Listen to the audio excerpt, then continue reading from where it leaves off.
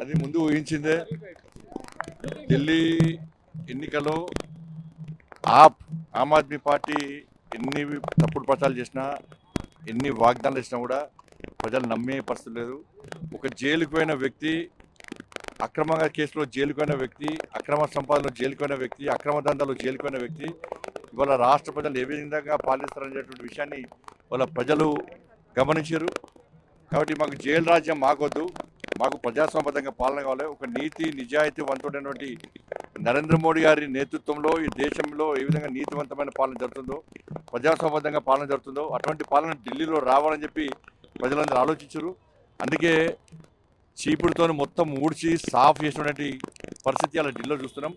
వారు one side విధంగా ఇలా భారతీయ జనతా పార్టీకి అనుకూలంగా ఇలా ఫలితాలు వస్తున్నాయి. తప్పకుండా నరేంద్ర మోడీ గారి నాయకత్వంలో, జేపీ నడ్డా గారి ఆధ్వర్యంలో, అమిత్ షా గారి యొక్క సూచనల మేరకు దేశవ్యాప్తంగా అన్ని రాష్ట్రాల్లో అతి త్వరలో భారతీయ జనతా పార్టీ ప్రభుత్వాలు ఏర్పడబోతున్నాయి.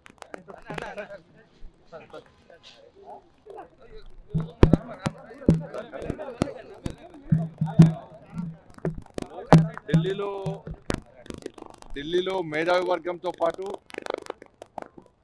సామాన్య ప్రజలతో పాటు మేధావి వర్గం అంతా కూడా భారతీయ జనతా పార్టీ కోటేసింది. ముఖ్యంగా ఉద్యోగస్తులు అందరూ కూడా భారతీయ జనతా పార్టీ కోటేశారు. మరి ఢిల్లీ మాదే, నెక్స్ట్ జరిగేటువంటి ఎమ్మెల్సీ ఎన్నికలు కూడా మాయే.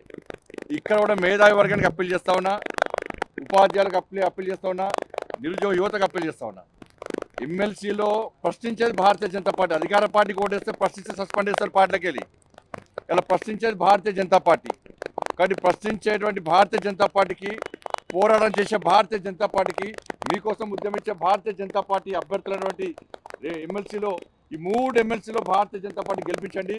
ఢిల్లీ మేధావి వర్గం ఏ విధంగా మంచి నిర్ణయం తీసుకుందో అదే నిర్ణయాన్ని తెలంగాణ రాష్ట్రంలోని 3 ఎమ్మెల్సీ ఎన్నికల ప్రాంతంలో మేధావి వర్గము ఇలా ఆలోచించి మీ ఓటుకు వేయించుకొని, ఢిల్లీ మాదే, ఇక్కడ 3 ఎమ్మెల్సీలు మాయే.